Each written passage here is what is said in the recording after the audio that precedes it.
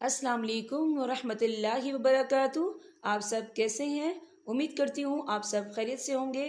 آج کا ہمارا ٹاپک جو ہے سورہ الاعراف ہے، آیت نمبر 182 سے لے کر 206 تک۔ آئیے سورہ الاعراف سے اپنے سبق کا آغاز کرتے ہیں۔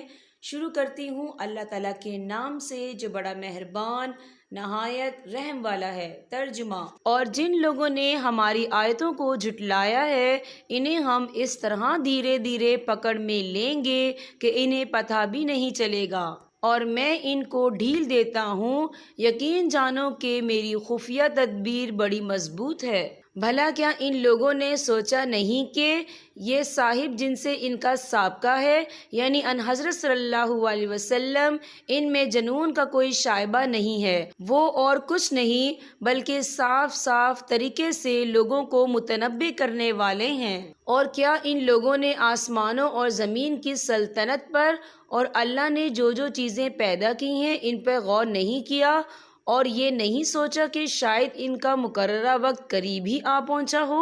اب اس کے بعد آخر وہ کون سی بات ہے جس پر یہ ایمان لائیں گے؟ جس کو اللہ گمراہ کر دے اس کو کوئی ہدایت نہیں دے سکتا، اور ایسے لوگوں کو اللہ بے یار و مددگار چھوڑ دیتا ہے کہ وہ اپنی سرکشی میں بھٹکتے پھریں۔ اے رسول، لوگ تم سے قیامت کے بارے میں پوچھتے ہیں کہ وہ کب برپا ہوگی۔ کہہ دو کہ اس کا علم تو صرف میرے رب کے پاس ہے، وہی اسے اپنے وقت پر کھول کر دکھائے گا، کوئی اور نہیں۔ وہ آسمانوں اور زمین میں بڑی بھاری چیز ہے، جب آئے گی تو تمہارے پاس اچانک آئے گی۔ یہ لوگ تم سے اس طرح پوچھتے ہیں جیسے تم نے اس کی پوری تحقیق کر رکھی ہے۔ کہہ دو کہ اس کا علم صرف اللہ کے پاس ہے، لیکن اکثر لوگ اس بات کو نہیں جانتے۔ کہہ دو کہ جب تک اللہ نہ چاہے میں خود اپنے آپ کو بھی کوئی نفع یا نقصان پہنچانے کا اختیار نہیں رکھتا، اور اگر مجھے غیب کا علم ہوتا تو میں اچھی اچھی چیزیں خوب جمع کرتا اور مجھے کبھی کوئی تکلیف ہی نہ پہنچتی۔ میں تو بس ایک ہوشیار کرنے والا اور خوشخبری سنانے والا ہوں ان لوگوں کے لیے جو میری بات مانے۔ کہو کہ جب تک اللہ نہ چاہے میں خود اپنے آپ کو بھی کوئی نفع یا نقصان پہنچانے کا اختیار نہیں رکھتا، اور اگر مجھے غیب کا علم ہوتا تو میں اچھی اچھی چیزیں خوب جمع کرتا اور مجھے کبھی کوئی تکلیف ہی نہ پہنچتی۔ میں تو بس ایک ہوشیار کرنے والا اور خوشخبری سنانے والا ہوں ان لوگوں کے لیے جو میری بات مانے۔ اللہ وہ ہے جس نے تمہیں ایک جان سے پیدا کیا اور اسی سے اس کی بیوی بنائی تاکہ وہ اس کے پاس آ کر تسکین حاصل کرے۔ پھر جب مرد نے عورت کو ڈھانک لیا تو عورت نے حمل کا ایک ہلکا سا بوجھ اٹھا لیا جسے لے کر وہ چلتی پھرتی رہی۔ پھر جب وہ بوجھل ہو گئی تو دونوں میاں بیوی نے اللہ سے دعا کی کہ اگر تو نے ہمیں تندرست اولاد دی تو ہم ضرور بالضرور تیرا شکر ادا کریں گے۔ لیکن جب اللہ نے ان کو ایک تندرست بچہ دے دیا تو ان دونوں نے اللہ کی عطا کی ہوئی نعمت میں اللہ کے ساتھ دوسروں کو شریک ٹھہرانا شروع کر دیا، حالانکہ اللہ ان مشرکانہ باتوں سے کہیں بلند اور برتر ہے۔ کیا وہ ایسی چیزوں کو اللہ کے ساتھ خدائی میں شریک مانتے ہیں جو کوئی چیز پیدا نہیں کرتے بلکہ خود ان کو پیدا کیا جاتا ہے، اور جو نہ ان لوگوں کی کوئی مدد کر سکتے ہیں اور نہ خود اپنی مدد کرتے ہیں؟ اور اگر تم انہیں کسی صحیح راستے کی طرف دعوت دو تو وہ تمہاری بات نہ مانے، بلکہ تم انہیں پکارو یا خاموش رہو، ان کے لیے دونوں باتیں برابر ہیں۔ یقین جانو کہ اللہ کو چھوڑ کر جن جن کو تم پکارتے ہو وہ سب تمہاری طرح اللہ کے بندے ہیں۔ اب ذرا ان سے دعا مانگو، پھر اگر تم سچے ہو تو انہیں تمہاری دعا قبول کرنی چاہیے۔ بھلا کیا ان کے پاس پاؤں ہیں جن سے وہ چلے، یا ان کے پاس ہاتھ ہیں جن سے وہ پکڑے، یا ان کے پاس آنکھیں ہیں جن سے وہ دیکھیں، یا ان کے پاس کان ہیں جن سے وہ سنیں؟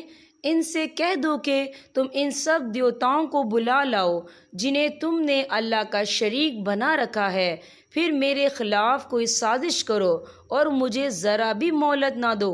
میرا رکھوالا تو اللہ ہے جس نے کتاب نازل کی ہے، اور وہ نیک لوگوں کی رکھوالی کرتا ہے۔ اور تم اس کو چھوڑ کر جن جن کو پکارتے ہو وہ نہ تمہاری مدد کر سکتے ہیں نہ اپنی مدد کرتے ہیں، اور اگر تم انہیں صحیح راستے کی طرف بلاؤ تو وہ سنیں گے بھی نہیں۔ وہ تمہیں نظر تو اس طرح آتے ہیں جیسے تمہیں دیکھ رہے ہوں، لیکن حقیقت میں انہیں کچھ سجائی نہیں دیتا۔ اے پیغمبر، درگزر کا رویہ اپناؤ اور لوگوں کو نیکی کا حکم دو اور جاہلوں کی طرف دھیان نہ دو۔ اور اگر آپ کو کوئی وسوسہ شیطان کی طرف سے آنے لگے تو اللہ کی پناہ مانگ لیا کیجیے، بلا شبہ وہ خوب سننے والا، خوب جاننے والا ہے۔ جن لوگوں نے تقوی اختیار کیا ہے، انہیں جب شیطان کی طرف سے کوئی خیال آ کر چھوتا بھی ہے تو وہ اللہ کو یاد کر لیتے ہیں، چنانچہ اچانک ان کی آنکھیں کھل جاتی ہیں۔ اور جو ان شیاطین کے بھائی ہیں، ان کو یہ شیاطین گمراہی میں گھسیٹے لے جاتے ہیں، نتیجہ یہ کہ وہ گمراہی سے باز نہیں آتے۔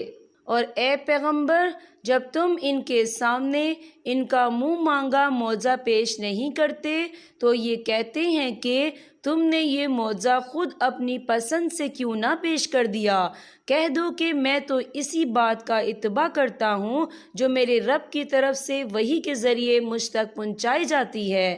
یہ قرآن تمہارے رب کی طرف سے بصیرتوں کا مجموعہ ہے، اور جو لوگ ایمان لائیں ان کے لیے ہدایت اور رحمت۔ اور جب قرآن پڑھا جائے تو اس کو کان لگا کر سنو اور خاموش رہو تاکہ تم پر رحمت ہو، اور اپنے رب کا صبح و شام ذکر کیا کرو، اپنے دل میں بھی عاجزی اور خوف کے جذبات کے ساتھ، اور زبان سے بھی آواز بہت بلند کیے بغیر، اور ان لوگوں میں شامل نہ ہو جانا جو غفلت میں پڑے ہوئے ہیں۔ یاد رکھو کہ جو فرشتے تمہارے رب کے پاس ہیں وہ اس کی عبادت سے تکبر کر کے منہ نہیں موڑتے اور اس کی تسبیح کرتے ہیں اور اسی کے آگے سجدہ ریز ہوتے ہیں۔